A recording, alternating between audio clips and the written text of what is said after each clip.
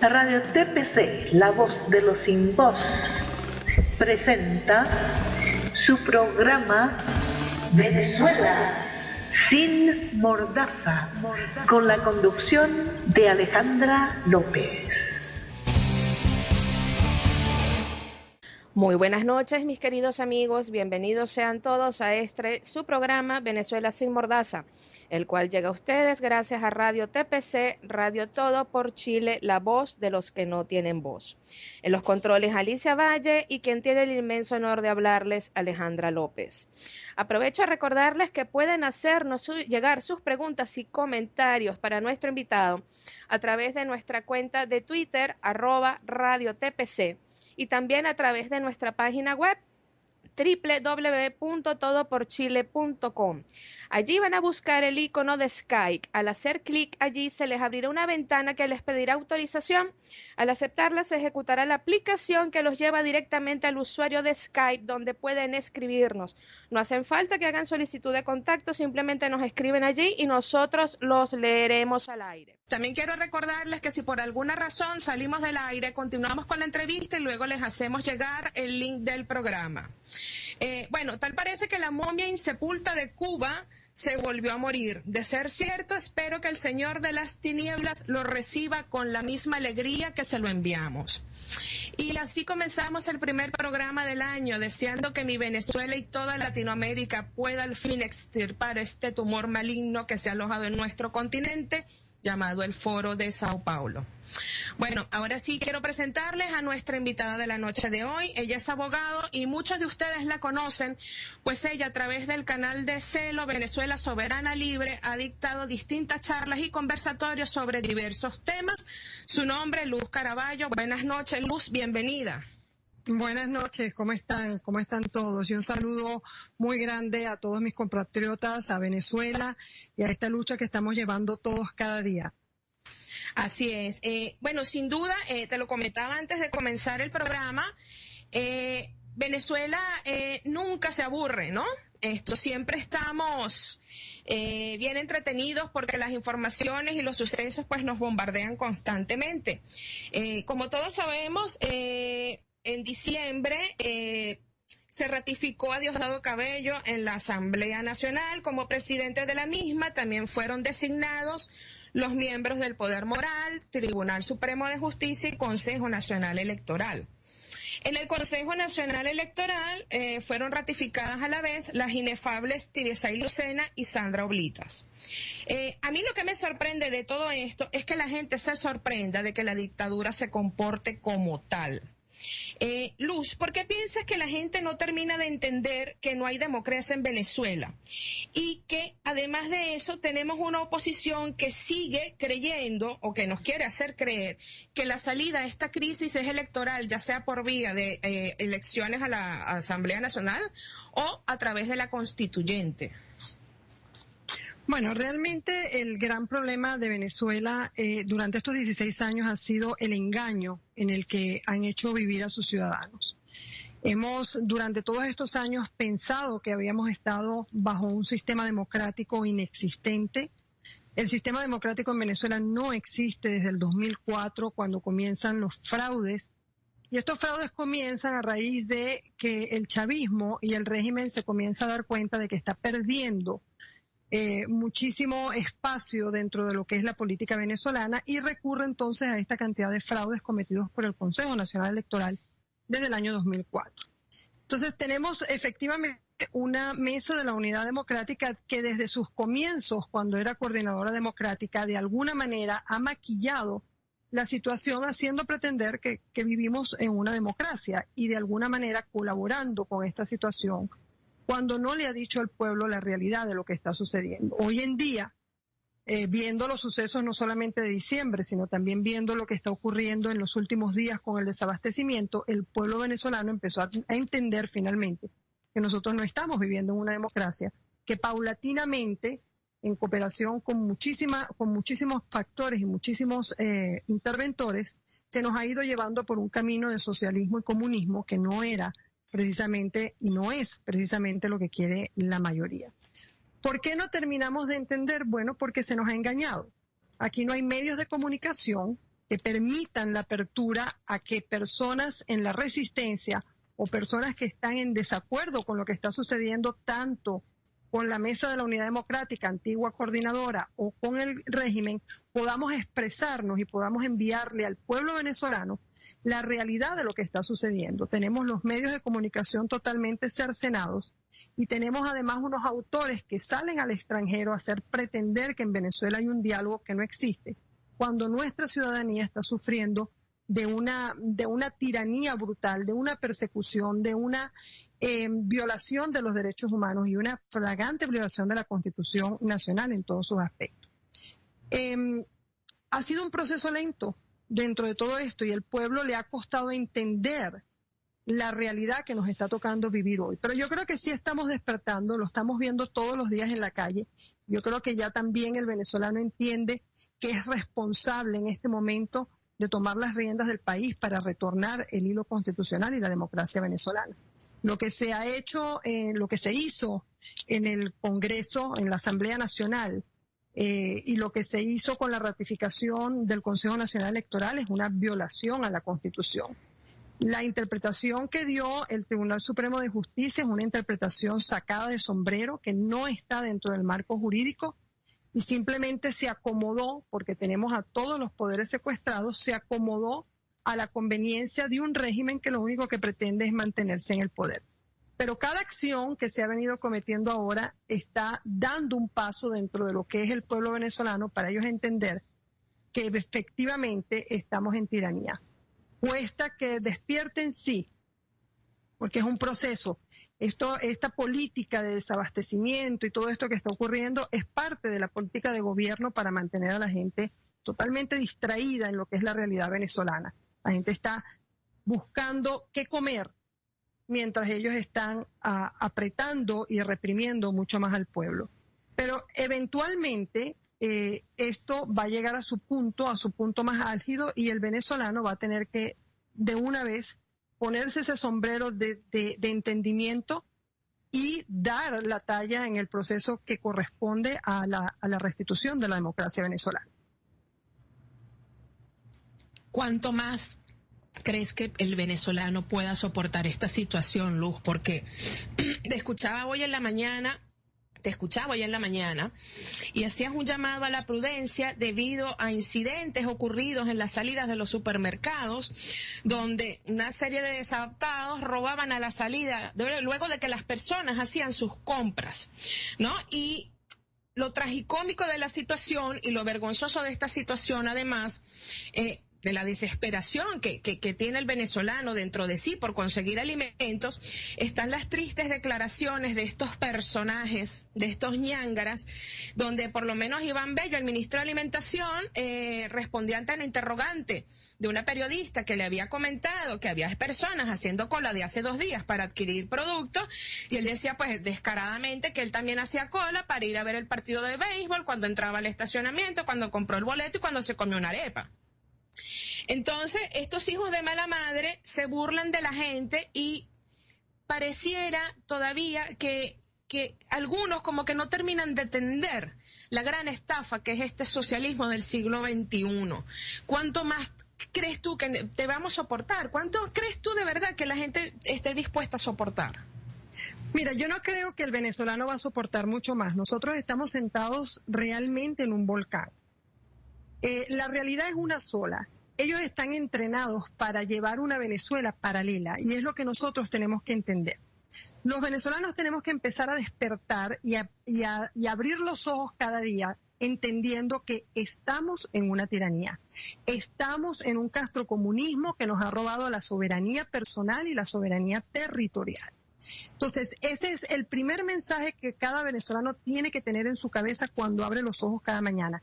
Ya yo no estoy en democracia, yo estoy en tiranía. La manera en que salen los ministros y los personeros de este gobierno hablando, ellos están entrenados para eso y eso es lo que nosotros también tenemos que entender. Ellos están entrenados para hacer creer y llevar una Venezuela paralela como que aquí no pasa absolutamente nada. Ellos actúan como que nosotros vivimos en la isla de la fantasía y todos los supermercados están llenos, los hospitales trabajando, no tenemos adoctrinamiento, no tenemos problemas de seguridad, porque ese es su trabajo. Su trabajo es precisamente hacer creer que hay una Venezuela paralela y mantener a la ciudadanía dentro de este desamparo de que no importa lo que ellos hagan, no importa lo que nosotros hagamos, no vamos a poder salir de esto, pero sí vamos a poder salir de esto. Esto no se aguanta mucho más. Y no se aguanta porque, como decía yo esta mañana en uno de los canales, no hay alimentos. Y ni siquiera hay la capacidad de este gobierno, ni nosotros tenemos información de ningún tipo, de que esos inventarios o de que existen almacenes que van a empezar a distribuir algún tipo de alimento. Entonces, ¿qué va a pasar de aquí a la semana que viene cuando se acabe todo, absolutamente todo? El pueblo va a despertar de esa desesperanza, pero efectivamente estamos sentados en un volcán que puede estallar en cualquier momento, entendiendo que es necesaria crear la conciencia en cada uno de los venezolanos. Mucha gente me pregunta, ¿pero dónde está el líder? No, el líder es usted. Usted es el que tiene que empezar por tomar conciencia a sí mismo y darse cuenta de lo que le está pasando a usted alrededor para entender que no está viviendo más en democracia. Usted está viviendo en una dictadura. Usted está viviendo en una dictadura que le ha robado la soberanía. Cuando hablamos de soberanía, lo decimos bien clarito. La soberanía es el derecho que usted tiene de poder decidir, de poder hacer, de poder tomar decisiones en su vida que le corresponden para usted poder tener una vida mejor. Y a usted le acaban de robar su soberanía. A usted le roban su soberanía cuando no puede ir a un hospital porque no hay insumos.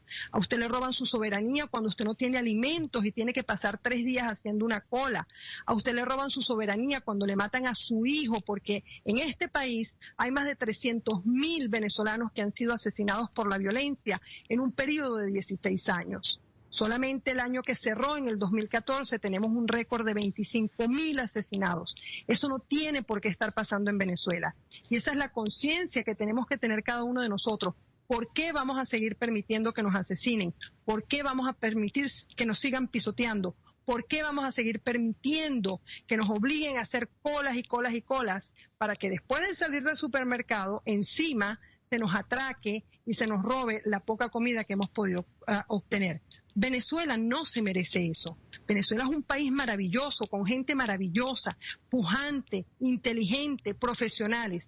Nosotros merecemos un futuro mejor. Entonces, esto no se va a aguantar por mucho más tiempo. Y el gobierno lo sabe. El régimen sabe y está jugando y está pensando que esta estrategia va a jugar a su favor. Y esta estrategia no va a jugar a su favor. Esto es una hojilla de doble filo para el régimen que está pensando que va a poder controlar la situación, una situación que es incontrolable. Los hospitales están trabajando al 10% a nivel nacional. Solamente están atendiendo emergencias. Las clases comienzan el lunes ante un supuesto paro que ya sabemos que es otra maniobra del gobierno para distraer. Un presidente que sale al extranjero en el momento más crítico de Venezuela y que nadie en el extranjero tampoco le ha hecho mucho caso a todo lo que él está haciendo.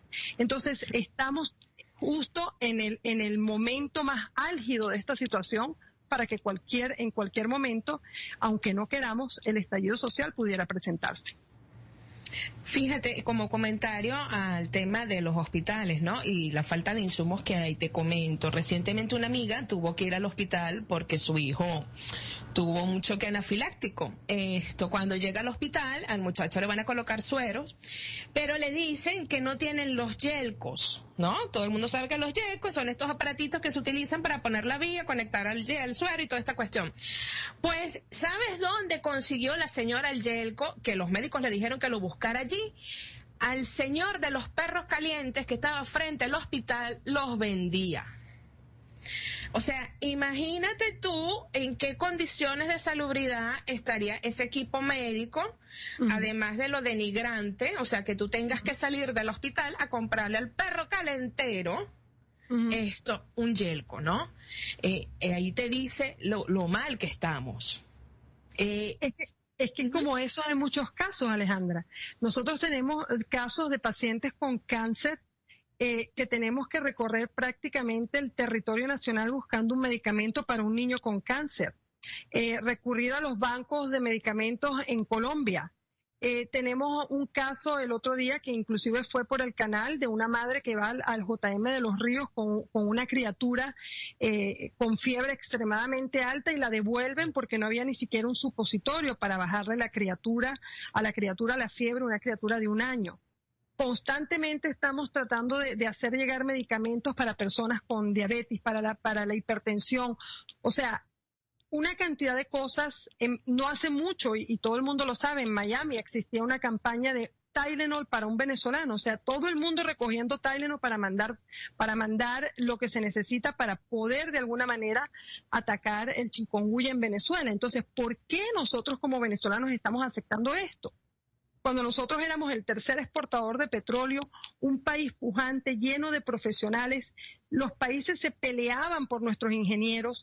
PDVSA era una empresa modelo en todo el mundo. La educación venezolana era una educación modelo en toda Latinoamérica. Entonces, eso es lo que nosotros tenemos que pensar. ¿Cuál es la Venezuela que nosotros queremos?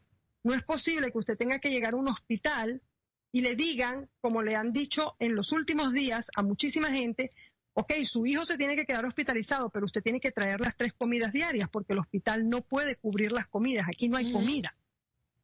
Aquí no hay comida. Entonces, eso mismo están pasando. Ya empezaron a pasar inclusive algunos comunicados por parte de las escuelas que no van a tener la capacidad del comedor escolar porque no hay comida. Entonces, ¿en qué Venezuela nos convirtieron? Esta era la famosa Venezuela del siglo XXI, próspera y donde todos íbamos a gozar del mar de la felicidad. No, no es eso lo que estamos viviendo. Estamos viviendo una Venezuela desangrada, bajo un comunismo acérrimo, una persecución, arrestando por simplemente ejercer los derechos constitucionales que nos corresponden, como es el caso de la protesta. Entonces, estamos en una dictadura y de paso estamos invadidos, porque nosotros además estamos colonizados por un castrocomunismo que supo desde el principio que podía utilizar a Venezuela como plataforma para apoderarse del resto de Latinoamérica, y lo intentó desde los años 60 y todos lo sabemos. Entonces, hasta que él no logró sus planes, no descansó. Entonces, nosotros ahorita no solamente tenemos una lucha como venezolanos por el rescate de nuestra dignidad, de nuestra soberanía, de nuestra democracia. Nosotros estamos ahorita batiéndonos en una lucha de independencia contra todos aquellos que durante 16 años han llevado el país a la bancarrota y al momento más oscuro de su historia contemporánea. Y esa es una realidad que nosotros no podemos tapar con un dedo. Esa es la realidad que estamos viviendo todos los días. Es triste. Leía hoy por Twitter que en los colegios también están pidiendo papel higiénico, porque obviamente pues ni eso se encuentra. De verdad que es vergonzoso que un país como Venezuela, donde tenemos de todo, o sea, porque no solamente es petróleo, tenemos tierras fértiles, tenemos oro, bauxita, aluminio, o sea, aquí hay de todo, y que no tengamos papel toalé. O sea, es la cosa, un acetaminofén, o sea, es una cosa tan deprimente y tan vergonzosa lo que han hecho con los venezolanos, nos quieren convertir en mendigos. Claro, eso por supuesto es con el fin de tener un pueblo sumiso y que sea más fácil de doblegar, ¿no? Quería que me comentaras precisamente sobre este llamado a paro que está convocando no sé quién para este 12 de enero, y la información está rodando a través de las redes sociales. ¿Qué sabes al respecto? Mira, desde el principio nosotros como Movimiento Cívico en Resistencia Venezuela Soberana nos llamó muchísimo la atención porque cuando se organizan este tipo de actividades en resistencia, normalmente la actividad sale de la resistencia hacia la ciudadanía, y en este caso nos llamó mucho la atención de que la información vino de la ciudadanía hacia los grupos de resistencia. Ese es el primer alerta que uno puede tener. Nosotros nos dedicamos a tratar de entender quién había hecho el comunicado, cuál era la fuente. No pudimos encontrar absolutamente nada, y nos llamó mucho también la atención que el paro era simplemente un comunicado. No hay ningún tipo de directriz, no se dice cuándo comienza, cuándo termina, quiénes están involucrados, cuáles son los sectores que participarían en este paro nacional, por lo que nos hizo entrar a nosotros en mucha sospecha. Por otro lado, informaciones que recibimos en zonas populares nos indicaron que desde el mes de diciembre grupos que son los llamados tropas y algunos colectivos habían estado hablando con la ciudadanía en las zonas populares, hablándoles de un posible paro nacional y que todos tenían que contribuir y que todos tenían que colaborar. Entonces, a estos momentos no hay una idea clara Sí sabemos que no es un comunicado que viene desde las bases de los grupos en resistencia y nos hace entrar en mucha sospecha porque coincidencialmente el gobernador Bielma Mora esta mañana o esta tarde anuncia que el lunes no hay clase, que lo va a suspender porque hay un paro nacional. ¿Y cuándo hemos visto nosotros aquí, cuándo hemos visto nosotros en Venezuela que si hay una actividad por parte de la resistencia o de la oposición de este régimen, a nosotros algún gobernador chavista o alguna parte del régimen nos va a venir a apoyar en una actividad? Entonces ahí entramos aún muchísimo más en suspicacia de pensar de dónde viene este paro. Un paro como actividad de desobediencia civil es aceptable. El país se para porque estamos buscando de mandar un mensaje contundente, decirle a este régimen, nosotros lo desconocemos a usted porque ya hasta aquí llegamos, usted ha violado todos los derechos y usted nos ha llevado a la ruina. Usted nos administró mal el país. Pero el problema es que esta convocatoria de paro viene en un momento sumamente difícil para la ciudadanía porque nosotros tenemos miles de venezolanos en la calle buscando comida. Entonces, ¿cómo se va a convocar un paro cuando hay colas y colas y colas y colas de personas en la calle tratando de sobrevivir? Entonces, es como una especie, ¿qué pasa si se presenta una situación de saqueo? ¿Qué pasa si se presenta una situación que es manejada y manipulada por este régimen para precisamente buscar eso y entonces tener las excusas para tomar otro tipo de decisiones que no le van a convenir al país? Entonces, el llamado que se hizo esta mañana principalmente es que entendemos que hay una información rodando de que hay un paro, pero que tomen las precauciones pertinentes. Si usted decide quedarse en su casa, tranque su puerta, no salga, pero dejando claro que no sabemos de dónde viene esta convocatoria y que hasta donde nosotros hemos podido corroborar, no viene de ninguno de los sectores de la resistencia. Es importante que se entienda, y esto, bueno, para nuestros oyentes, que las acciones de resistencia siempre están organizadas, coordinadas las 24 horas, y que estas a su vez son indefinidas, permanentes, simultáneas y paralelas, masivas y generalizadas, partiendo, por supuesto, de la desobediencia civil absoluta, sin reconocer a los traidores y enemigos. Es importante que tengan en cuenta eso porque en todos lados, pues siempre puede haber algún infiltrado y sin duda lo que van a buscar es precisamente aniquilar lo que se ha ido construyendo paulatinamente y con tanto esfuerzo, ¿no? Correcto, y no solamente eso, sino que también empezaron a pasar comunicados de que no enviaran los niños el lunes. El señor Bielma Mora en sus declaraciones dice que no vayan a las clases por la seguridad. Bueno, por la seguridad. ¿Y dónde quedó la seguridad del Estado Táchira con todas las atrocidades que se han cometido ahí? Y él no le ha interesado en absoluto la seguridad de absolutamente nadie dentro del Estado. Y mucho menos en la ciudad de San Cristóbal y mucho menos sus estudiantes. Entonces, entra uno en esa suspicacia. También se nos informó que en horas de la tarde, en algunas oficinas ministeriales, se había pasado un papel diciéndole: vete al paro, no vengas a trabajar. Y todos sabemos que esas cosas no van a suceder en las oficinas del gobierno. El gobierno es el primer empleador, es el que tiene, como quien dice uno, el tobillo agarrado para eso mismo, porque es parte de la política. Ellos expropian, ellos acaban con la producción y se convierten en el mayor empleador precisamente para mantener un control sobre la población en materia de salarios, en materias de ingresos, y de esa manera acallar un poco lo que es la voz de la protesta, porque la gente tiene miedo de perder sus empleos. Entonces, lo que yo siempre le digo a todas las personas es prudencia.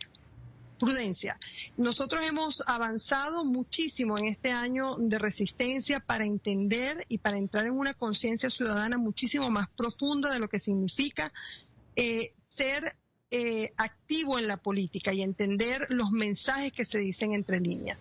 Entonces, este es otro momento que pudiera ser, entre los escenarios que nosotros manejamos, sencillamente que el gobierno, el régimen, quiere medir hasta dónde una propuesta puede llegar a ser popular o no puede llegar a ser popular, y hasta dónde hay una cantidad de personas que están dispuestas a ir a la calle y hacer lo que tienen que hacer.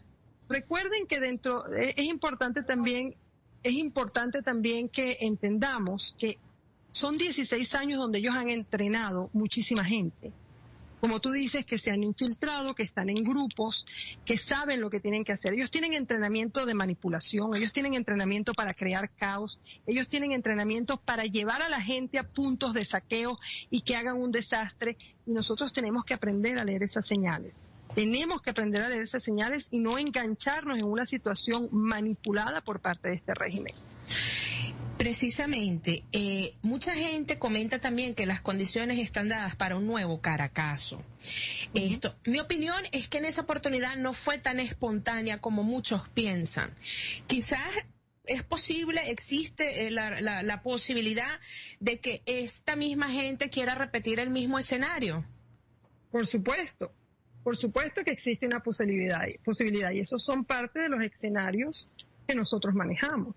Recordemos que el Caracazo, aunque se pensó que había sido espontáneo, la historia nos ha indicado que efectivamente no lo fue, que ya el G2 estaba infiltrado en las bases de nuestro gobierno para aquella época y que existía una cantidad de autores que empezaron en esta, vamos a decirlo, conchupancia con el castrocomunismo a intercalar y a meterse dentro de los sectores más importantes políticos, económicos del país para poder alcanzar sus logros. Entonces, el Caracazo fue un ensayo y eso ya está más que demostrado. Un ensayo producto de esta misma gente que está hoy en día en el poder y que ha mantenido a Venezuela en 16 años de dictadura.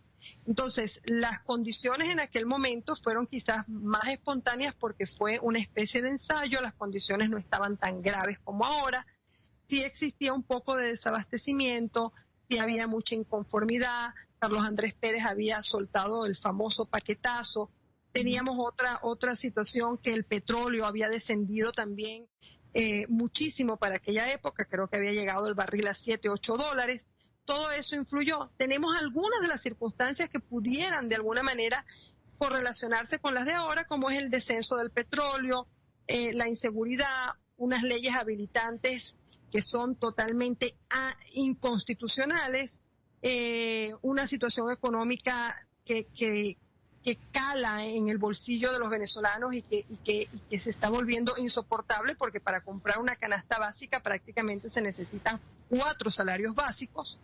Entonces, hay ciertas condiciones que pudieran, pero también está la parte de la manipulación. Entonces, esto pudiera también ser otro proceso creado, piloto, de ensayo, para ver hasta dónde ellos pueden llegar. Pero repito, puede ser una hojilla de doble filo. Sí, adelante. Sí, puede ser una hojilla de doble filo porque de repente el régimen en su mundo imaginario de fantasías estará pensando que el pueblo lo puede seguir apoyando y esta vez yo sí te digo, el pueblo no aguanta más. Aquí esto puede derivar en una situación sumamente grave, en un estallido social que pudiera caer en una situación incontrolable y yo creo que el régimen no está midiendo realmente las consecuencias de lo que ellos están haciendo. Pasa que si algo ha demostrado el régimen últimamente es que es muy torpe. O sea, es una cosa extraña, ¿no? Porque para algunas cosas parecieran ser muy inteligentes, pero para otras son muy torpes. Y es efectivamente lo que tú dices, ellos no están midiendo realmente las consecuencias porque confían muchísimo en esa lealtad que le tiene un sector de la población a Hugo Chávez, ¿no? Entonces creo que ellos están confiando demasiado, pero amor con hambre no dura, y eso es lo que ellos deberían de tomar en cuenta. Bueno, pero es que ellos no están leyendo realmente las señales de ese pueblo que un día creyó en un proyecto de gobierno. Sí es verdad, nosotros teníamos muchas fallas en la Cuarta República, pero nada con lo que estamos viviendo hoy en día. Y esta parte yo la quiero aclarar porque nosotros tenemos 16 años de una nueva generación que se ha levantado y de alguna manera no conoce otra cosa. Yo quiero recordarle a los venezolanos la Venezuela que nosotros teníamos, pero la Venezuela en la materia de educación, de infraestructura y de lo que éramos nosotros como pueblo. Nosotros no éramos un pueblo dividido. Eso es lo primero que nosotros tenemos que entender. Venezuela podía tener todos los problemas del mundo, todos los partidos políticos, pero nosotros no éramos un pueblo dividido. Nosotros no nos matábamos unos contra otros por pensar diferente. De repente teníamos puntos encontrados, pero no la división que se ha creado hoy en día. Nosotros debemos recordar que Venezuela tenía educación gratuita, porque este gobierno también, este régimen, ha tratado de engañar, diciendo que ellos son los salvadores de toda una situación social. Es mentira. Nosotros teníamos educación gratuita. Nuestras escuelas tenían comedores escolares. Nuestra educación era una de las mejores de Latinoamérica en las escuelas públicas, y lo he dicho en otras oportunidades a través de diferentes canales. Nosotros teníamos instituciones a las que venían estudiantes de otros países, como era la Experimental en Los Dos Caminos, la Gran Colombia en el Cementerio, Miguel Antonio Caro en la Gran Colombia. Teníamos la capacidad de preparar maestros de calidad, de corazón, que iban a sus aulas a enseñar la verdadera historia de Venezuela. Entonces, ¿en qué se caracteriza este régimen? Primero, en borrarte la historia. Te quieren borrar todo para que tú no recuerdes nada, para que no sepas lo que existía antiguamente. Pero es bueno recordar que nosotros, que esto que está sucediendo, que ellos dicen que ellos han creado todo, ya Venezuela lo tenía. Venezuela tenía educación pública, gratuita, de excelente calidad. El sistema, que ellos dicen que ellos han levantado el sistema. No, señor, el sistema nació con la Cuarta República y el sistema creció gracias a las democracias que tuvimos. Sin embargo, ahora se le da todo el valor al programa del sistema como si se hubiese borrado la memoria, cuando eso empezó precisamente con Carlos Andrés Pérez y fue luego con otros gobiernos los que lo incentivaron. Entonces, nosotros tenemos que empezar por dejar de ser a veces cortos de memoria y entender que nosotros teníamos una Venezuela pujante, una economía pujante. Repito, éramos el tercer país exportador del petróleo y nos han acabado. No hay ahorita ninguna de las refinerías que esté trabajando a capacidad. Las han vuelto refinerías de chatarra. Yo creo que ni el 10% ni el 30%. Tenemos problemas con las empresas básicas que no están trabajando ni al 30% de su capacidad. Han acabado con el país. Entonces eso es algo que los venezolanos tenemos que entender y que conscientemente veamos qué es lo que vamos a hacer, cuál es el compromiso que nosotros como venezolanos vamos a tener para levantar esta patria. Así es. Luz, también pude escucharte esta mañana cuando mencionabas que el MBR 200 estaba en proceso de activación o que ya estaba activado. Antes de que me comentes sobre eso, quiero decirle a nuestros amigos de Latinoamérica que están escuchándonos que el movimiento bolivariano revolucionario MBR 200 fue un movimiento cívico-militar de extrema izquierda fundado por Hugo Chávez. Luz, coméntanos al respecto. Sí, efectivamente, el MBR 200 es un movimiento que desplaza al movimiento que existía dentro de las Fuerzas Armadas Nacionales. Nosotros tenemos también que estar claros en que nuestro ejército, por alguna razón, siempre mantuvo algunos grupos de línea, digamos, socialista, comunista dentro de sus bases del ejército, de lo que era las Fuerzas Armadas Nacionales. Y existía este grupo, que era un grupo, el RB 200, que era un grupo de línea, digamos, de una tendencia marxista, pero única y exclusivamente conformado por militares.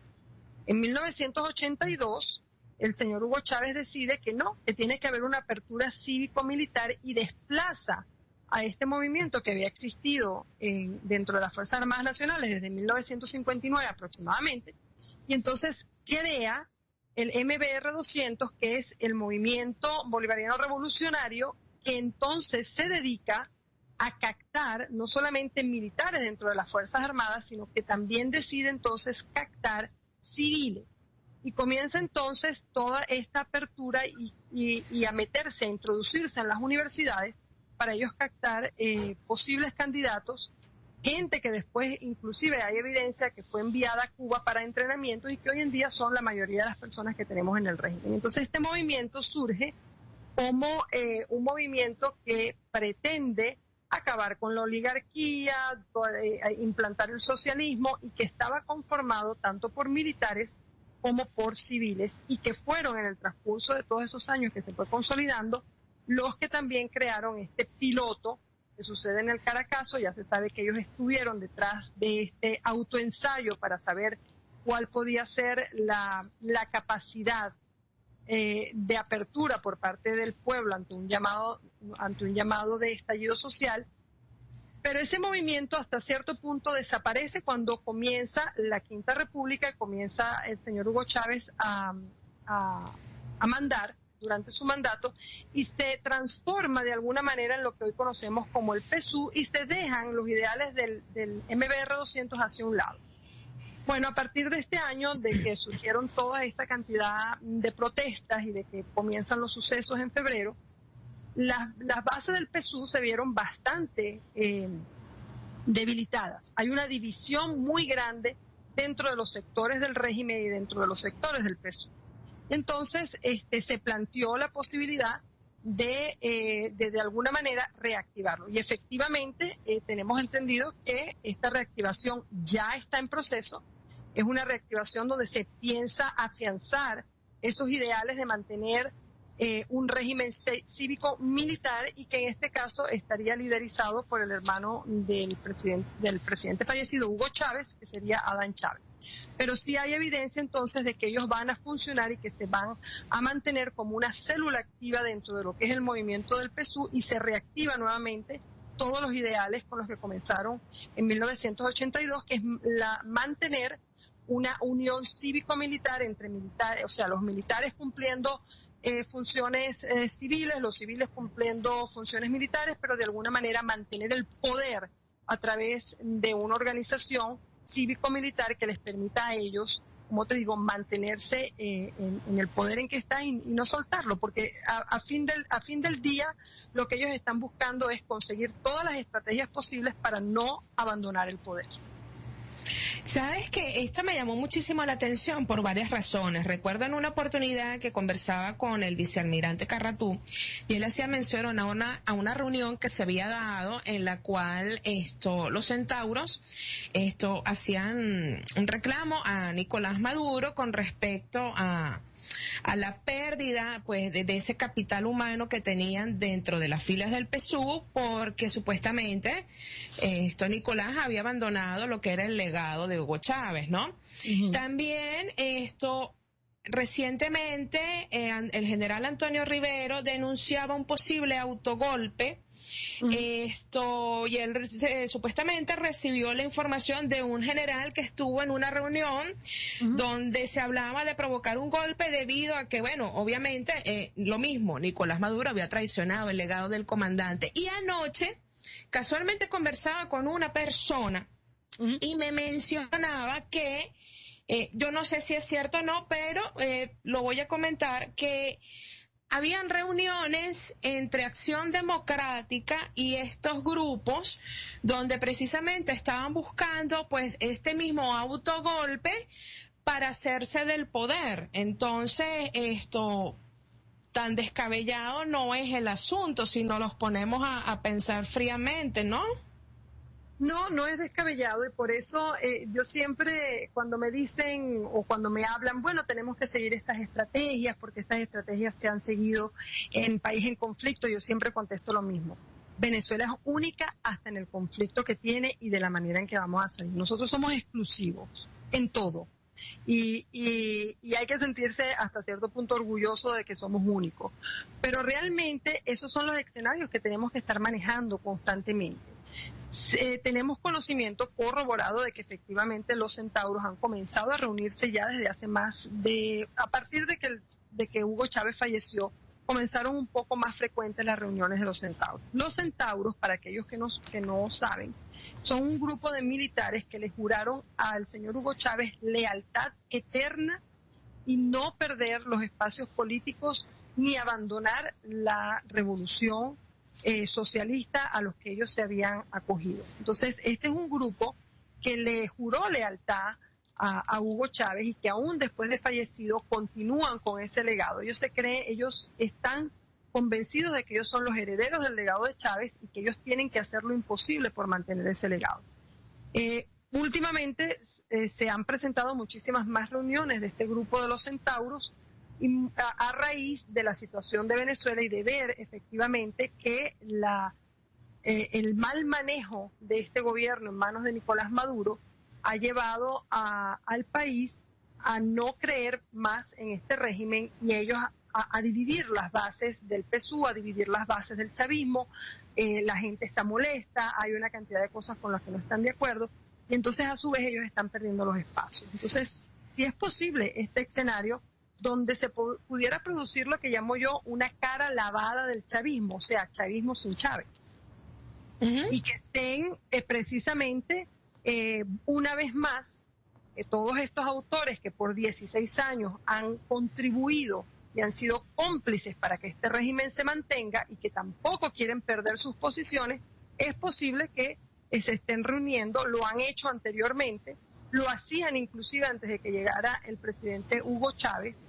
Nosotros sabemos que hay políticos civiles que se mantienen en constante comunicación con los centauros y con las bases del régimen y luego salen a la calle a dar declaraciones como que ellos son demócratas, sabiendo que no hace ni media hora se han sentado con todos ellos y han negociado el país. Entonces, es posible ese escenario. Es posible que se estén llevando conversaciones de manera tal de que se presente un escenario como que esa es la salida, pero realmente lo que es una cara lavada a este régimen para pretender, pero vamos a continuar con lo mismo a través de este grupo que ha jurado esta lealtad al señor Hugo Chávez y entonces estaríamos en lo mismo, en un chavismo sin Chávez. Quiero andar un poquito más en el tema, pero nos llega una pregunta a través de nuestra cuenta de Twitter. Te pregunta Merengada de Fresa, ¿cómo unirse al Movimiento Cívico Venezuela Soberana en Phoenix, Arizona? Allá está la sede principal, somos un gran grupo. No, la sede principal no se encuentra fuera de Venezuela, la sede principal se encuentra en Venezuela.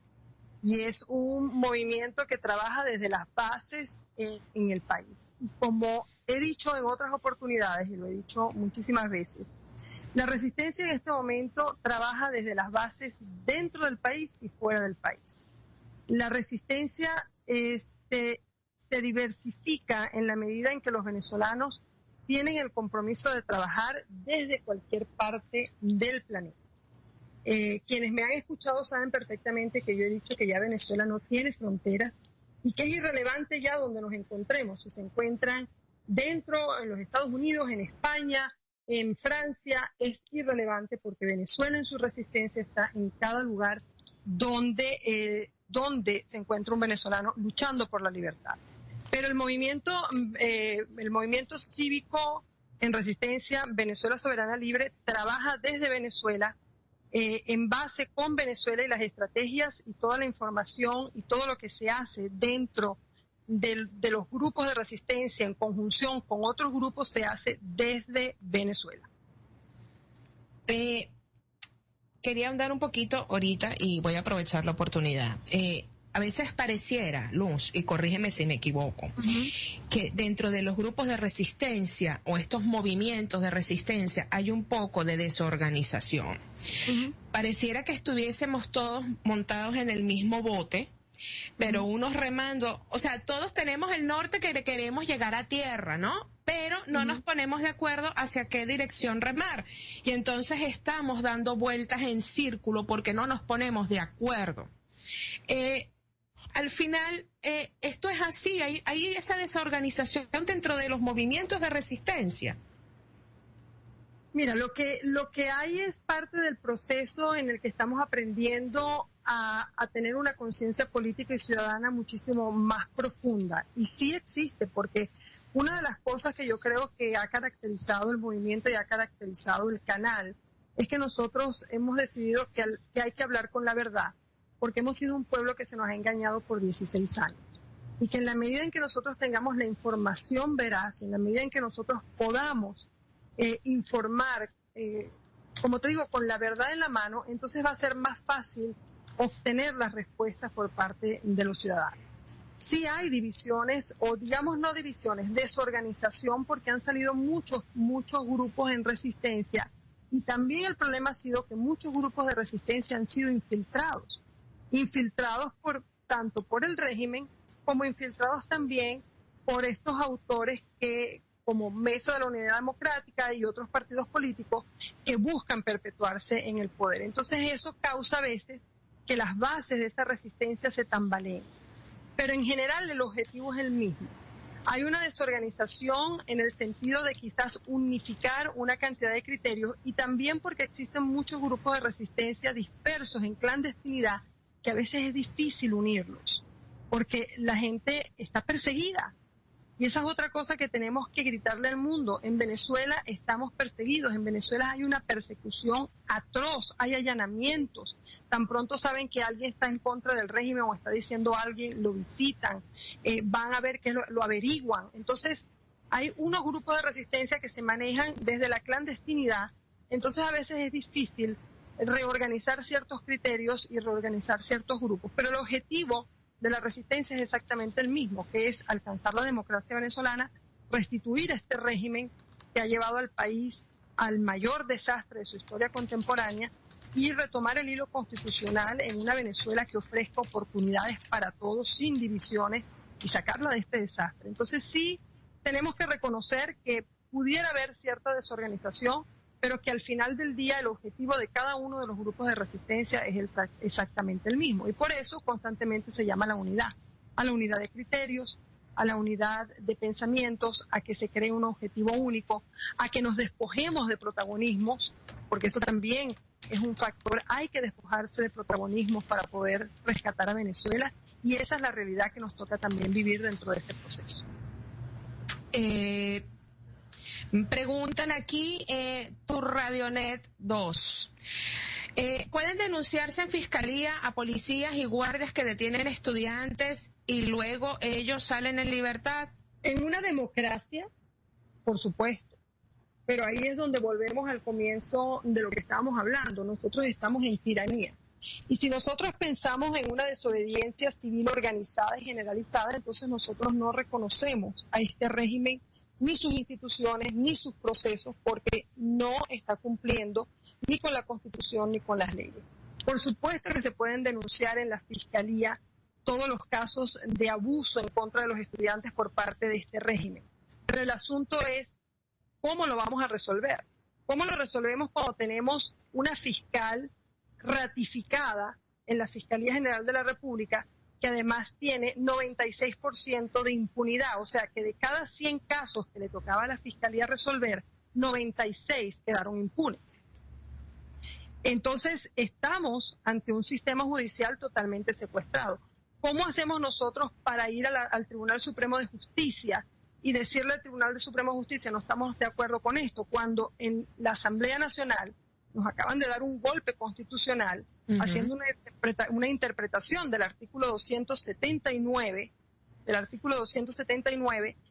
que de paso quiero aclarar algo. La manera en que el Tribunal Supremo de Justicia interpretó el artículo 279 es prácticamente una copia fiel del artículo 279 que pretendió el señor Hugo Chávez imponer en aquel proceso constitucional del 2007, donde quería cambiar la Constitución, y que ese referéndum no pasó, ese referéndum constitucional no pasó. Entonces, al pasar de los años, de todos modos no lo aplicaron, porque el señor Hugo Chávez no ganó el cambio constitucional cuando él lo propuso, pero de todos modos, años después, el Tribunal Supremo de Justicia interpreta el artículo 279 de la manera en que Hugo Chávez lo quería, aun cuando el señor ya está muerto, y nos impone de una manera constitucional y nos ratifican 3 personas del poder moral que no podían haber sido escogidos bajo los procedimientos que lo escogió la Asamblea Nacional. Entonces eso es un golpe constitucional. Entonces hay algo que yo siempre he dicho: las leyes existen, lo que no es viable son las instituciones a las que yo tengo que recurrir porque están totalmente secuestradas. Entonces yo puedo respetar todas las leyes, y las leyes están ahí para que las respeten. Pero si no hay justicia, si no se aplica la justicia y los responsables de aplicar la justicia están secuestrados a sus propios intereses, entonces es cuando el pueblo se ve atado. Y es ahí donde la palabra desobediencia se convierte en un deber. Y esa es la realidad. En este momento todos los venezolanos están en el deber y en el derecho de declararse en desobediencia por las atrocidades que ha cometido este régimen y por las violaciones que ha cometido este régimen. Declararse en desobediencia civil es constitucional en Venezuela. Está amparado por el artículo 350, pero además es un deber. es un deber porque como venezolanos no podemos seguir aguantando lo que nos están haciendo. Y esa parte como deber también está amparado en el artículo 333 que nos obliga como venezolanos a restituir la norma constitucional. Entonces, eso es parte de ese proceso. La desobediencia civil es legal, es constitucional, no la puede manipular el régimen, porque es un derecho que va de lo personal, de lo individual, a lo general como población.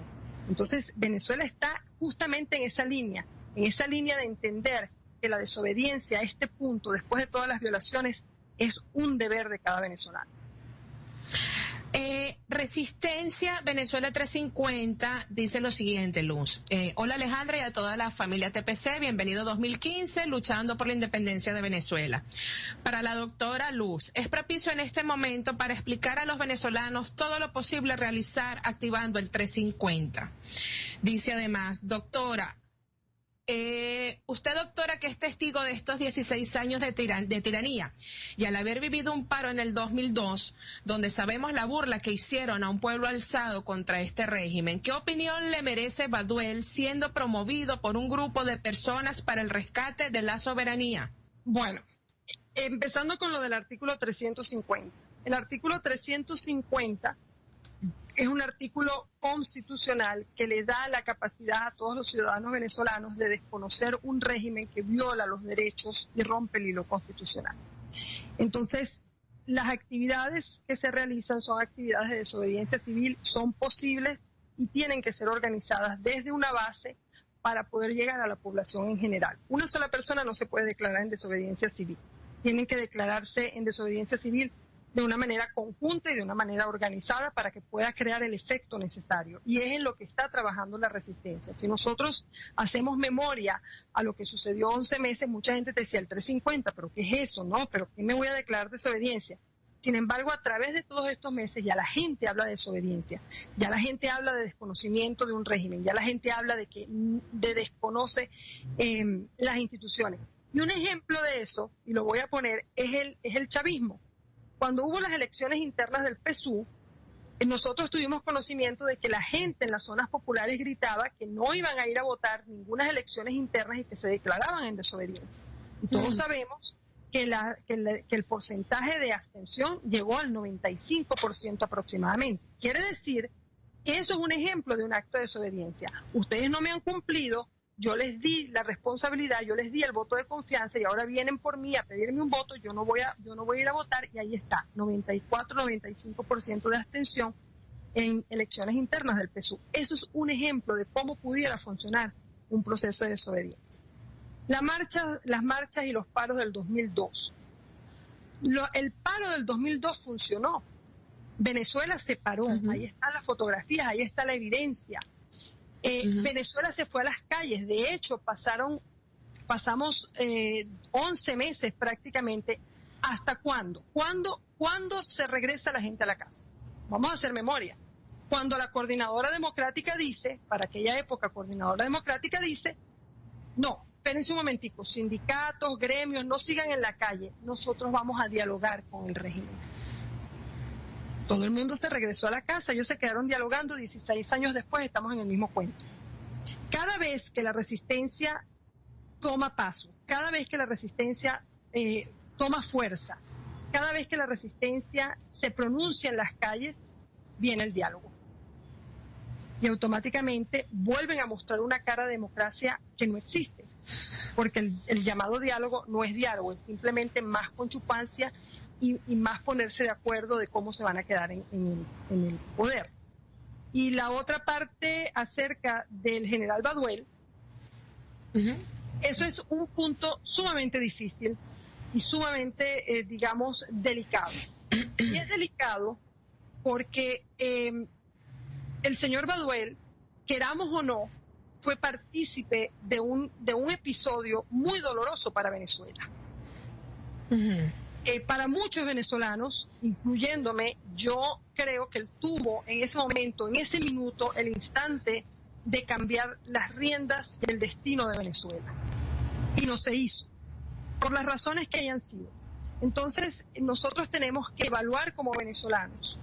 Primero, el señor Baduel viene de una trayectoria en este gobierno y en este régimen, que es parte de la fundación, fue fundador del MBR 200, y eso está ahí. O sea, nosotros no podemos seguir mintiéndonos ni podemos seguir poniéndonos una venda. El señor Baduel está cumpliendo una condena, se encuentra preso, ha ratificado en muchas oportunidades que él quiere contribuir con la restitución de la democracia venezolana a través de un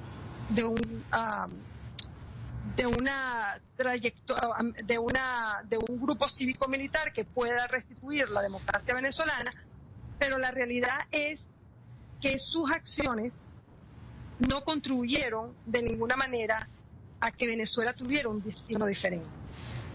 Entonces, por eso digo que es un tema difícil de entender, porque él como militar y como persona tiene una carga muy fuerte en sus hombros, que es esa, el que tuvo la capacidad y la oportunidad de cambiar el destino de Venezuela y no se hizo, y hoy estamos él preso y Venezuela presa también de una tiranía de 16 años. Entonces, particularmente yo pienso que todos los seres humanos tienen derecho a una nueva oportunidad, pero las cargas de las acciones que uno comete a veces pueden ser muy fuertes y pueden crear de alguna manera la desconfianza en la ciudadanía de pensar quién me dice a mí que esto es así y que esto no es más de lo mismo. Entonces es un tema muy delicado y que en todo caso el señor Baduel, con el transcurso de los años, será el único que tenga la capacidad de mostrar si realmente fue correcto lo que hizo o si realmente es más de lo mismo.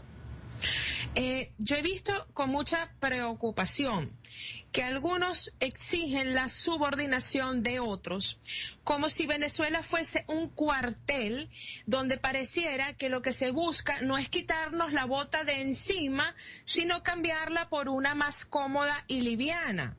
Estas personas alegan que el liderazgo de la Fuerza Armada estaría dispuesta a apoyar al liderazgo del personaje que acabamos de mencionar ahorita, que hoy se encuentra en cautiverio. Por supuesto, las razones pueden ser justas o no por las cuales él esté preso, eso no lo discuto. Ahora bien, es cierto que todos tenemos el derecho a rectificar y a enmendar los errores que hayamos cometido. Ahí estamos absolutamente de acuerdo. Y si esta persona está dispuesta a colaborar, pues está muy bien que se reivindique ante el país y corrija de alguna manera la torta que puso. Bien.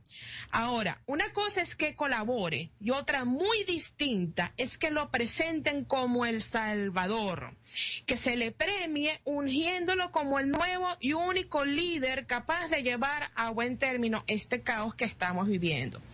Yo, Alejandra López, en lo particular, no estoy de acuerdo, porque para mí sería continuar con este quiebre de moral que hoy está destruyendo a Venezuela y que es responsabilidad de ellos. ¿Y quiénes son ellos? Ese famoso grupo de los centauros que el vicealmirante Carratú describía, que era un grupo conformado por militares activos y en situación de retiro que desde 1978 están conspirando desde la Academia Militar.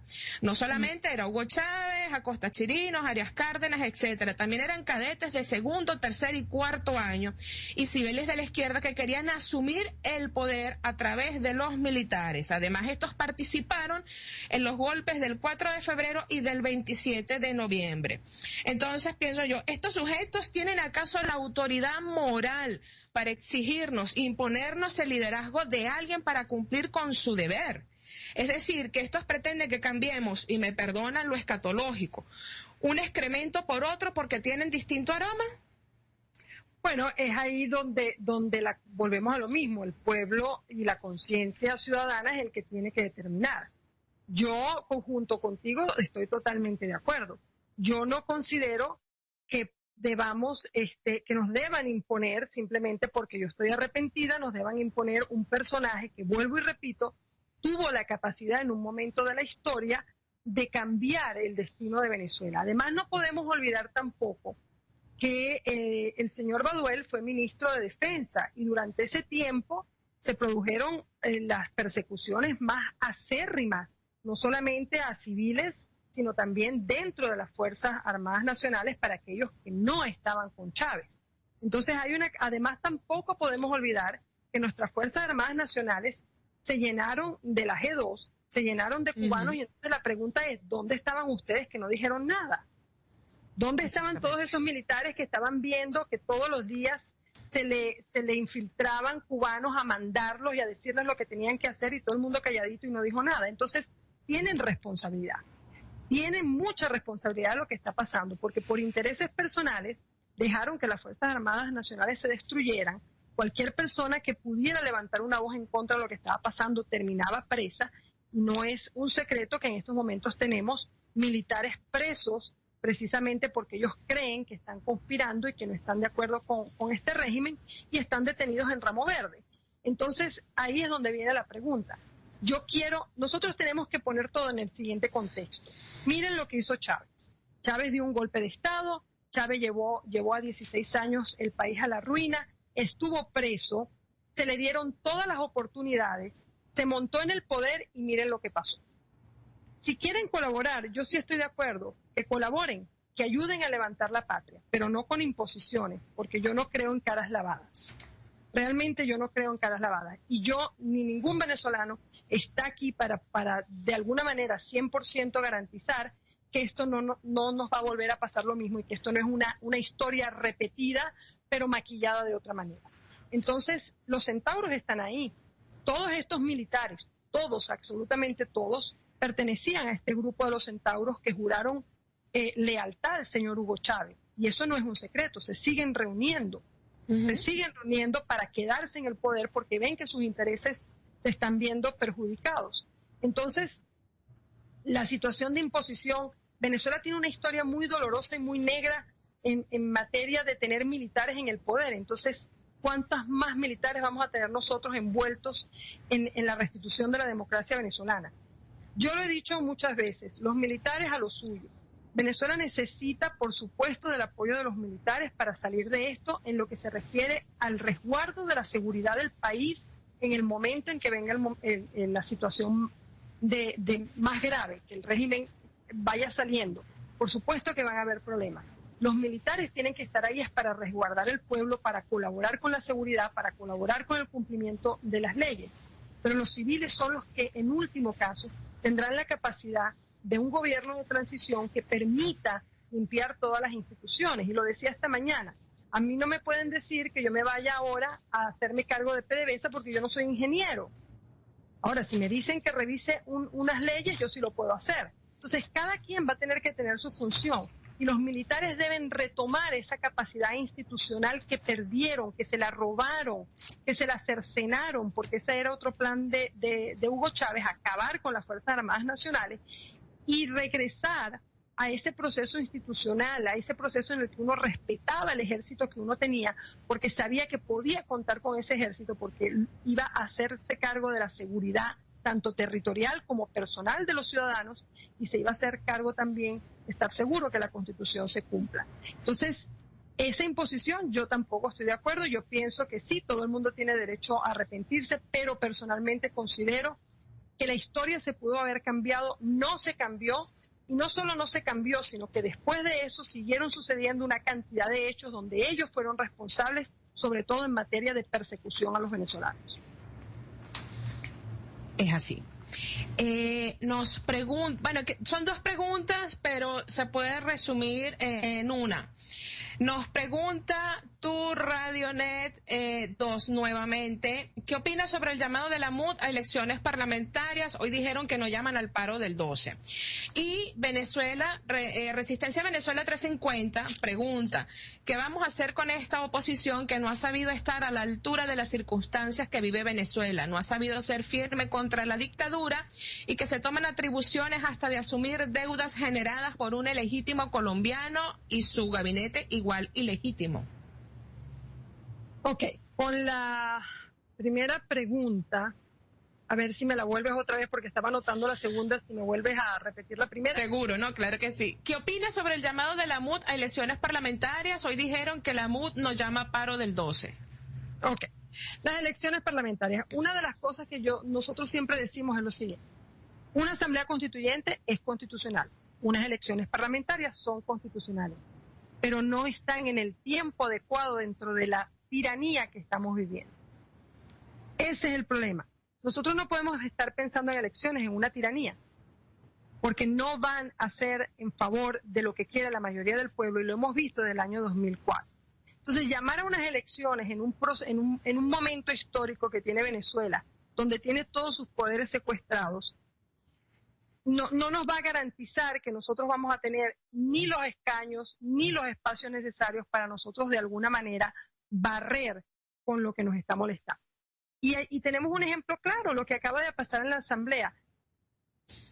Cuando en una Asamblea Nacional no permiten ni siquiera que los diputados del partido opositor hablen en público, les quitan el micrófono, les quitan el sonido, los mandan a callar, los insultan, los golpean y de paso le imponen a uno 3 autores del poder moral de una manera inconstitucional, entonces la pregunta es la siguiente: si yo llevo eso de micro a macro, si solamente en la Asamblea Nacional se están violentando el derecho electoral de poder elegir a 3 personas, ¿quién me garantiza a mí que en el Consejo Nacional Electoral no me van a seguir violentando para ellos seguirse quedando en el poder?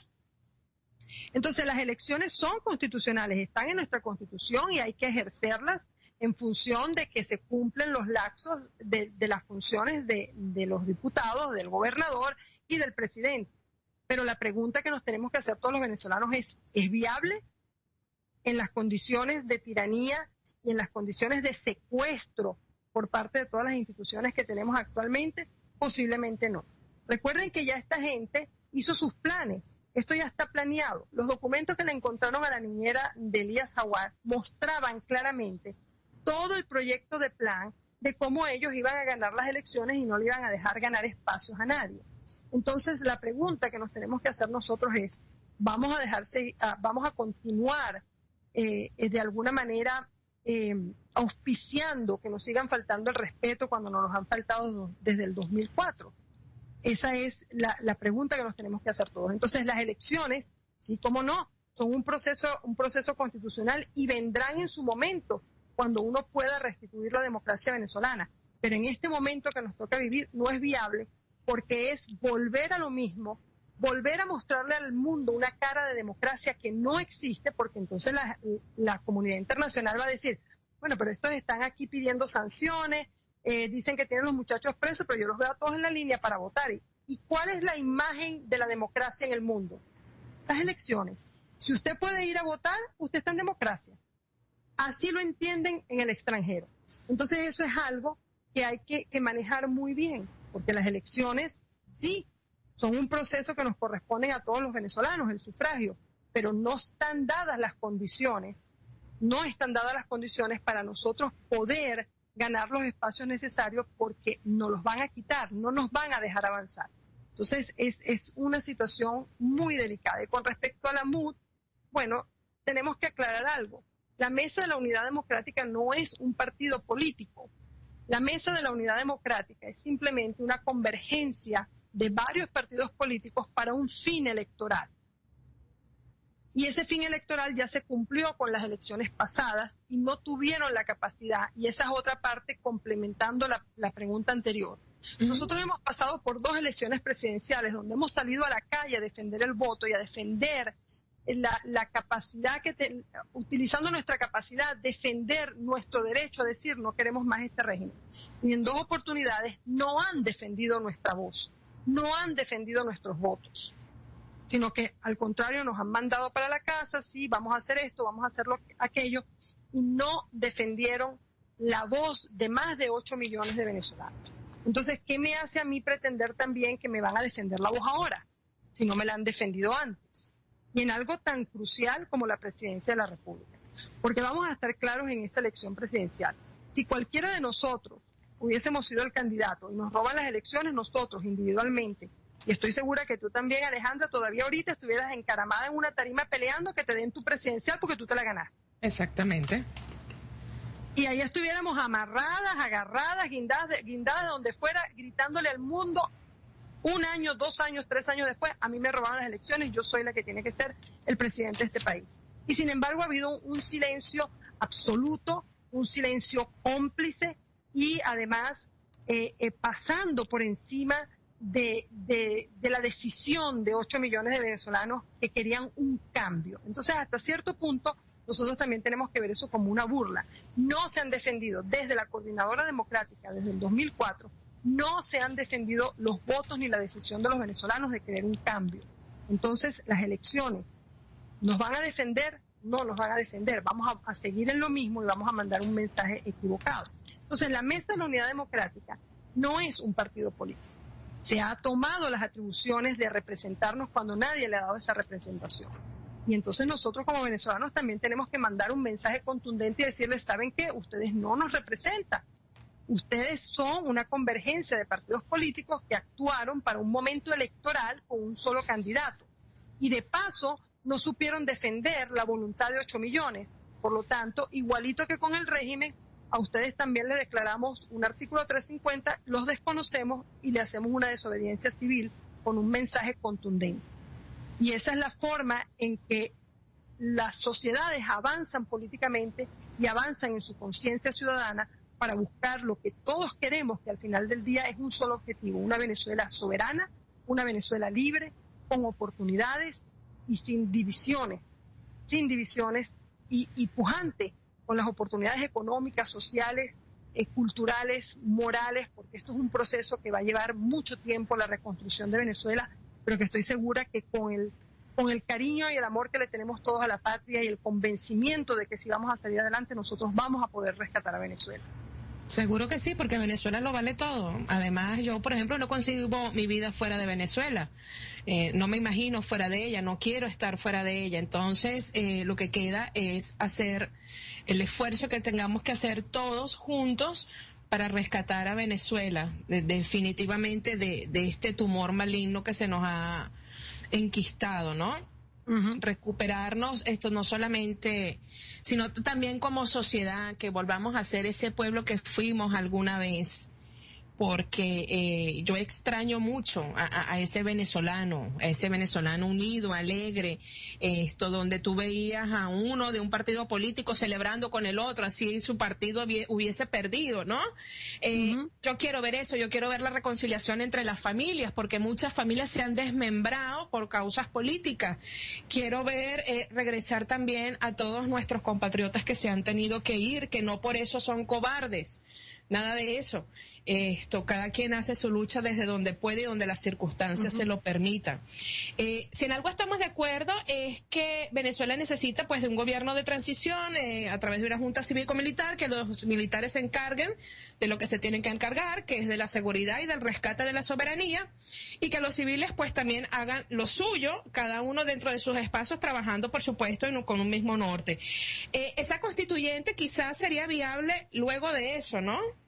Por supuesto, una constituyente en este momento tampoco es un proceso viable, es constitucional, pero no es un proceso viable, porque el proceso para llegar a una constituyente, volvemos a lo mismo, incluye que yo tenga que utilizar las instituciones que hoy en día están secuestradas. Yo tengo que utilizar el Consejo Nacional Electoral para elegir a mis constituyentes, yo tengo que utilizar el Tribunal Supremo de Justicia.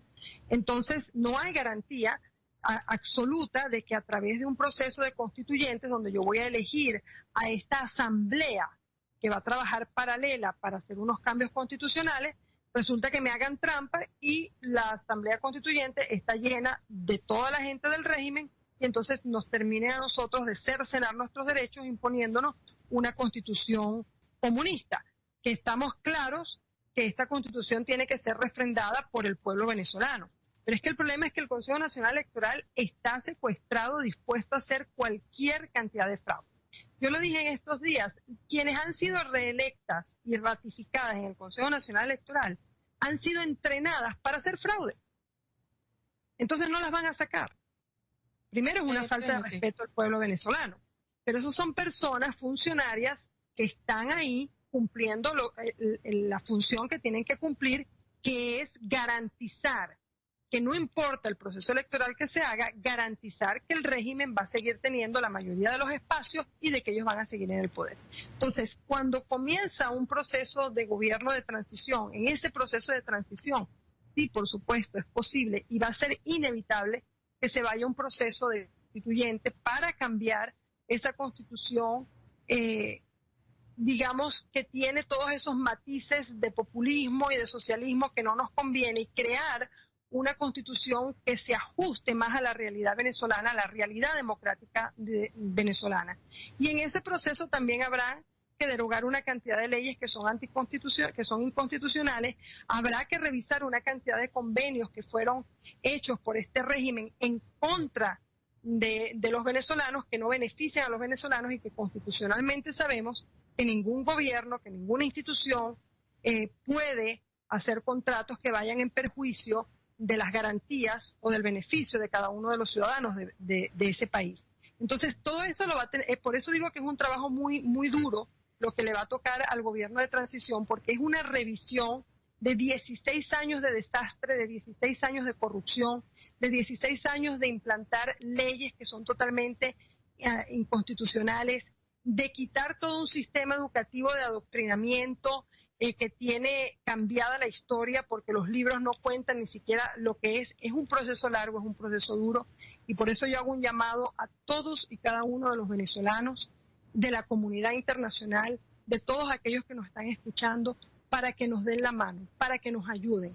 Y sobre todo el venezolano entienda que el trabajo que nos viene es muy duro, que tenemos que tener conciencia ciudadana para poder salir de esto, pero que lo más importante es la unidad. Que vayamos de la mano en este proceso de rescate de Venezuela, que nos agarremos muy duro para todo lo que viene, que tomemos las precauciones necesarias, pero que por encima de todos tengamos un compromiso de corazón por Venezuela para que juntos de la mano rescatemos el país, restituyamos la democracia y podamos vivir en esa paz y en esa armonía que todos buscamos. Es así. Bueno, para que vean hasta dónde llega el colaboracionismo y por qué la vía electoral no es la salida a esta crisis, bueno, Vicente Díaz recientemente aseguraba que la transparencia del Consejo Nacional Electoral no dependía de los rectores y que palabras más, palabras menos, Tibisay Lucena y Sandra Oblitas pues no permitirían un fraude. Bueno, el chiste de la semana, ¿no? También veía yo recientemente, y creo que esta es la tapa del frasco, ¿no? Capriles decía que las elecciones no se ganan con rectores, sino con electores, y un tuitero le respondió lo siguiente: sin embargo, tú la ganaste con electores y te la quitaron los rectores. Eres el mejor ejemplo. Y es ahí por eso que nosotros volvemos a lo mismo, a quitarnos esta venda de los ojos y entender que nosotros somos los únicos, cada uno como ciudadano, los únicos responsables de tomar las riendas de Venezuela, y que en el momento en que nos toque ejercer ese derecho, que es el sufragio, nosotros tengamos esa responsabilidad política y esa responsabilidad como ciudadanos de elegir a quienes realmente van a cambiar el destino de este país hacia un camino mejor.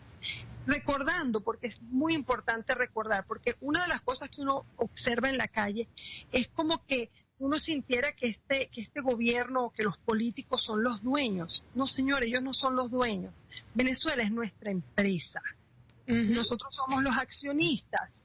Y cuando usted tiene una empresa y usted nombra unos directores y los directores no hacen el trabajo, usted los vota y nombra nuevos directores que lo van a ayudar a usted a sacar esa empresa adelante. Entonces nosotros también tenemos que tomar esa parte, esa conciencia de entender de que Venezuela es nuestra gran empresa, que nos tiene que doler, que es nuestro futuro y el futuro de nuestros hijos, de nuestros nietos, de todo lo que viene después de esto. Entonces Venezuela no les pertenece a ellos, porque ellos de paso la han agarrado como si esto fuera un latifundio y se la han repartido. Entonces Venezuela es de cada uno de los venezolanos, y así está estipulado en la Constitución. El poder soberano es intransferible y reside en el pueblo. Entonces, esta es su empresa y usted tiene el derecho de remover el régimen o cualquier funcionario o cualquier autor que va en contra de las leyes o que va en contra de lo que es beneficioso para el país. Usted como venezolano tiene el derecho de removerlo inmediatamente. Entonces, ejerce ese derecho. Ejerce ese derecho a través de la desobediencia civil, porque lamentablemente bajo los otros procesos constitucionales no se va a poder, no son viables porque los poderes están secuestrados, pero usted tiene el derecho y el deber y la capacidad de decirle a este régimen que no se la aguanta más y que esta es su empresa, que su gran empresa llamada Venezuela necesita un futuro mejor y necesita otro tipo de funcionarios que ayuden a Venezuela a ir por el camino correcto del progreso, de la paz y de la armonía que todos necesitamos, porque no es posible que en Venezuela no existan, y volvemos a lo mismo, ni siquiera la capacidad hospitalaria. Eso en un país que era rico, exportador de petróleo, bueno, que no exista ni siquiera la capacidad ahora de refinar nuestro propio petróleo, y hay escasez de gasolina. Entonces, eso es inconcebible en un país no solamente rico en recursos, sino rico en seres humanos, rico en inteligencia, rico en capacidad, porque los venezolanos tenemos mucha capacidad. Y un ejemplo es cómo los venezolanos logran progresar y son contratados por las mejores empresas en el mundo. Entonces, quiere decir que la capacidad del venezolano es muy amplia y muy grande. Entonces, vamos a usar esa capacidad para sacar la patria adelante. Así es. Bueno, ya lamentablemente estamos llegando a la parte final del programa, Luz. Te quiero comprometer para que me acompañes nuevamente en una próxima oportunidad, porque hay muchos temas que quedaron en el aire que me encantaría compartir contigo. Pero quería preguntarte si tenías información sobre los estudiantes que en estos momentos se encuentran encadenados. La información que tenemos es que ellos van a continuar con sus actividades. Y ese es otro mensaje que nosotros queremos mandarle a la sociedad. Hay muchos de los muchachos que se han encadenado, que han decidido cambiar sus actividades, han parado su protesta del encadenamiento. Hay otros que han decidido, como es en el caso de Maracaibo, de continuar. Eso también es un acto de desobediencia, pero por encima de un acto de desobediencia es un acto de valentía.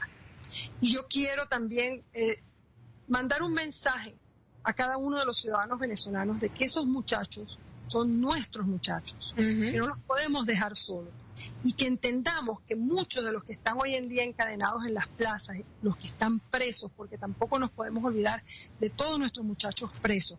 No podemos olvidar tampoco que existen funcionarios de la Policía Metropolitana pagando por una pena y por una cárcel que no les corresponde, porque ellos estaban cumpliendo con su deber. No podemos olvidarnos de Brito, no podemos olvidarnos de Simanovic, de Afiuni, de la cantidad de gente que está desaparecida y que nadie sabe qué ha sucedido con ellos en 16 años.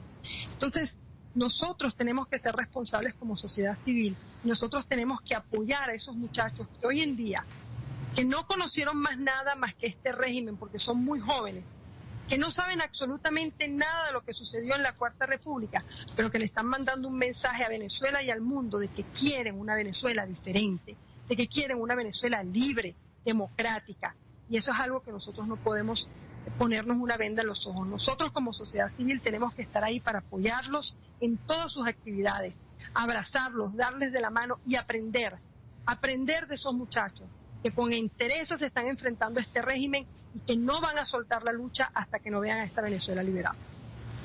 Así es. Luz, ¿qué recomendaciones le haces a todos los venezolanos para lo que está por venir? Mira, las recomendaciones ante una situación tan bizarra, y yo lo quiero decir así, tan que no sabemos en qué momento pudiera estallar, es recomendaciones de mucha precaución, que lean los mensajes, que lean entre palabras, que observen muy bien lo que sucede en los alrededores si tienen que salir a la calle, y que en la medida de sus posibilidades, y lo hemos dicho muchas veces por el canal, tengan sus reservas de comida, sus reservas, sin que esto sea considerado como que van a entrar en pánico. No, es simplemente precauciones, porque no hay que ser sabio ni hay que ser vidente para darse cuenta que Venezuela está enfrentando un momento sumamente difícil y que nosotros tenemos como venezolanos que estar preparados. Pensar con mucha cabeza fría acerca de todo lo que está sucediendo, cuando salgan a la calle, mucha precaución, extrema precaución, porque lamentablemente las circunstancias cada día son más agresivas. Tengan sus reservas correspondientes de alimentos, de agua, de medicinas, y de estar pendiente de su núcleo familiar, y por encima de todo protección por supuesto a los niños y a las personas de la tercera edad. Pero mucha precaución y mucha conciencia en todo lo que se esté haciendo a partir de este momento, porque lamentablemente estamos sentados en un volcán que no sabemos cuándo pudiera explotar. Sin duda, mucho cuidado. Esto, por favor, también a los venezolanos que están haciendo guarimbas, recuerden seguir las reglas de oro de la misma. Trancas tu calle, no te desplazas a más de 50 metros de tu casa, no confrontar no confrontar y no escuchar a los falsos líderes. Entiéndase los colaboracionistas de siempre. Luz, muchísimas gracias por haberme permitido conversar contigo esta noche. El equipo de Radio TPC pues te saluda y pone a tu disposición los micrófonos de Venezuela Sin Mordaza para cuando así lo consideres conveniente. Muchísimas gracias, Luz. Muchísimas gracias a ustedes por darnos esta apertura, por darle la apertura al movimiento cívico en resistencia Venezuela Soberana Libre y permitirnos que la voz de todos los venezolanos, del dolor que están teniendo muchos venezolanos, pueda llegar mucho más allá de los canales que nosotros manejamos y que sea una voz para todo el mundo dentro y fuera, y un agradecimiento también a todos los que día a día colaboran con nosotros. Venezuela es un país maravilloso y lo vamos a rescatar. Así es. Bueno, mis queridos amigos, ella era Luz Caraballo, la pueden escuchar a través del canal de Celo Venezuela Soberana Libre, donde ella siempre está dictando charlas. Bueno, no me voy a despedir sin antes recordarles que nos encontramos el próximo viernes y que vamos a tener como invitado al señor Emanuel Del Vecchio Aponte. Él es coordinador de Un Mundo Sin Mordaza en Miami y director ejecutivo de comunicación de la Red Activista de Derechos Humanos en Campaña Internacional Juzgar a Chávez. Mis queridos amigos, me despido hasta la próxima semana. Dios los bendiga, cuídense, Luz, muchísimas gracias y a la orden para lo que necesites. Gracias a ustedes. Hasta luego, gracias.